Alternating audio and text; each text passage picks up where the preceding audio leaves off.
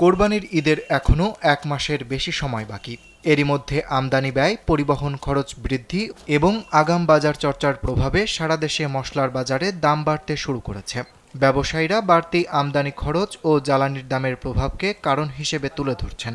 ভোক্তা ও বাজার বিশ্লেষকদের অভিযোগ, ঈদ সামনে রেখে এবারও ধাপে ধাপে কৌশলে দাম বাড়ানো হচ্ছে।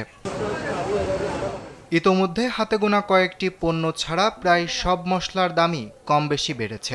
সবচেয়ে বেশি বেড়েছে আলু বোখরার দাম। উৎসবের বিভিন্ন রান্নায় ব্যবহৃত এই পণ্যটির কেজি এখন ১৫০০ টাকায় ঠেকেছে। বেশিরভাগ দোকানে ১,৪০০ টাকায় বিক্রি হচ্ছে। এর আগে তা ৯০০ টাকার আশেপাশে বিক্রি হয়েছে।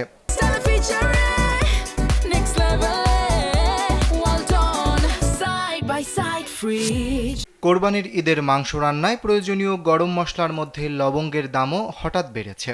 কেজি প্রতি ১০০ থেকে ১২০ টাকা বেড়ে এটি এখন ১,৩৫০ থেকে ১,৪০০ টাকায় বিক্রি হচ্ছে।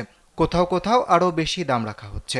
আগে লবঙ্গ ১,২৫০ টাকা থেকে ১,২৮০ টাকায় বিক্রি হয়েছে। এদিকে কিশমিশের দামও কেজিতে ১ লাফে ৭০ থেকে ৯০ টাকা বেড়ে ৮৩০ টাকা থেকে ৮৫০ টাকায় উঠেছে, যা আগে ছিল ৭৬০ টাকা। উৎসবের মিষ্টান্ন সহ বিভিন্ন খাবার প্রস্তুতে ব্যবহৃত বাদামের বাজারেও উত্তাপ বেড়েছে। এর মধ্যে পেস্তা ও কাজুতে খরচ বেড়েছে সবচেয়ে বেশি। পেস্তা এখন ৪,১০০ টাকা থেকে ৪,২০০ টাকায় বিক্রি হচ্ছে। আগে তা ছিল ৩,৩০০ থেকে ৩,৪০০ টাকা। এদিকে কাজু বাদামের কেজিতেও ২৫০ টাকা বেড়ে ১,৪০০ টাকায় বিক্রি হচ্ছে। আগে তা ১,১৫০ টাকায় বিক্রি হয়েছে। কাঠবাদামের কেজি ১,১৫০ থেকে বেড়ে ১,৩৫০ টাকা হয়েছে। এদিকে গরম মশলার মধ্যে এলাচের দামও বাড়তি রয়েছে। সাধারণ মানের এলাচ কেজিতে ২০০ থেকে ২৫০ টাকা বেড়েছে। আগে যে এলাচ ৪,৩৫০ টাকায় বিক্রি হয়েছে, এখন তা ৪,৬০০ টাকায় বিক্রি হচ্ছে। তবে ভালো মানের এলাচ আগের দামেই রয়েছে। এই মানের এলাচ ৫,৪০০ থেকে ৫,৫০০ টাকায় কেজি বিক্রি হচ্ছে। দারুচিনির দাম কিছুটা বেড়ে ৫২০ থেকে ৫৬০ টাকা হয়েছে।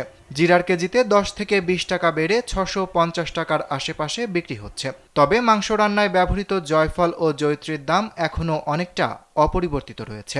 মশলা দুটির কেজি এখনও যথাক্রমে ১,৫০০ এবং ২,৮০০ টাকা। অরিত্র বাসু, কালবেলা।